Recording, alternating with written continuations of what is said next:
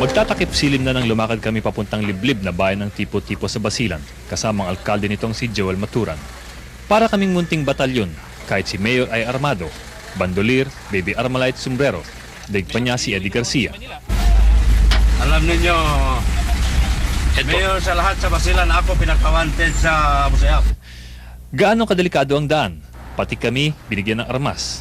Wala raw pinipili ang ambush. Inabot kami ng dilim sa daan. Sira ang kalsada, masukal ang paligid.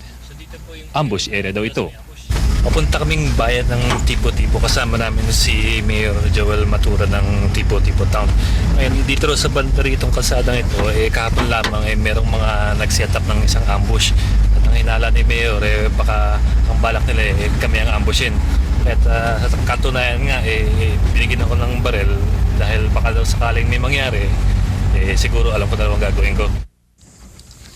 Ano nga ba ang gagawin ko kung sakali? Nung naroon ako, aaminin kong hindi ko rin alam. Ang alam ko lang, 4 na oras akong kumapit sa isang Armalite.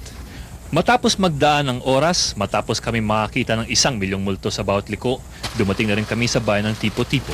At least dito, hindi na ambush ang problema mo, raid na lang. Ang Tipo-Tipo ay isa sa 7 bayan ng Basilan, isa sa mga kilalang hotspot dahil sa pagkalat dito ng Abu Sayyaf at ng Moro Islamic Liberation Front. Kami pa lamang ang media na nakapasok sa bayang ito mula nang muling magkagulo ang Basilan. Ang iba'y hindi makapasok o sadyang hindi na sumubok.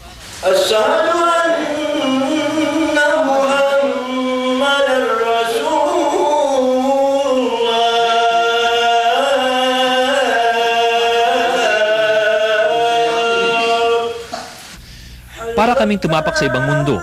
Sa buong Tipo-Tipo, 24 lamang ang pulis. Ang simentadong kalsada, wala pang kalahating kilometro.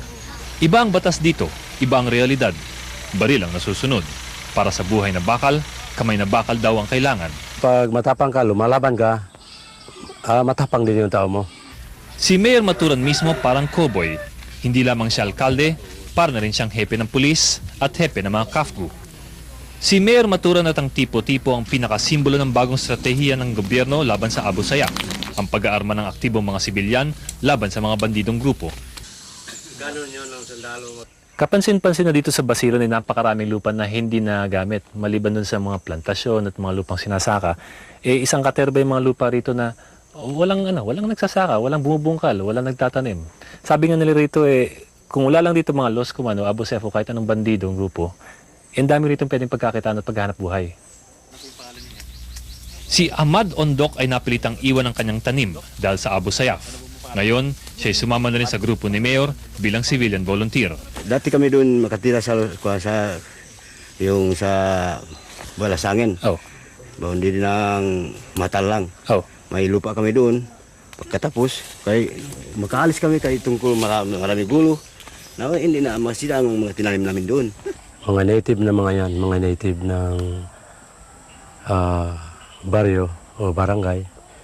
Kaya pag may baryo sila,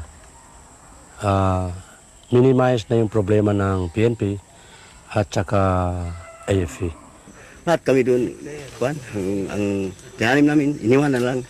Anong gulo doon? Anong gulo? Los Comando? Abu Sayyaf? Yung tungkol doon, gulo doon.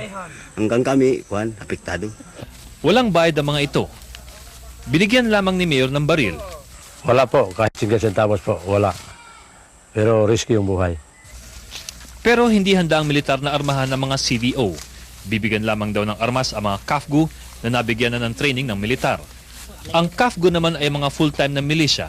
Binibigyan ng allowance na 1,900 kada buwan. Pero kahit ito ay hindi kagad dumarating.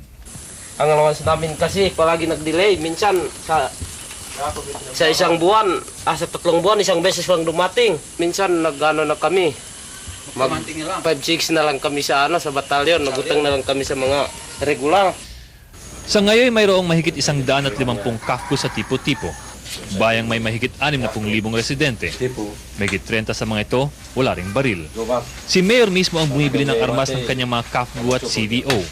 Ilang milyon na raw ang kanyang nagagastos mula sa sariling bulsa, mula sa baby Armalite hanggang sa mortar. Ito, 50 ito. 50? Oo. Ito pong baby. Oh, baby. Pag yung mahaba? Mga 35. Masura. Yung mas mura. Yung M14 mas mura yan. Mas mataas, 50 to 60. M14? M14. Oo. Dahil mas malayo ang abot. Oh, mas malayo at saka malakas. Yung M23, 100 plus. Mortar, mayroon ako. 50, mayroon ako.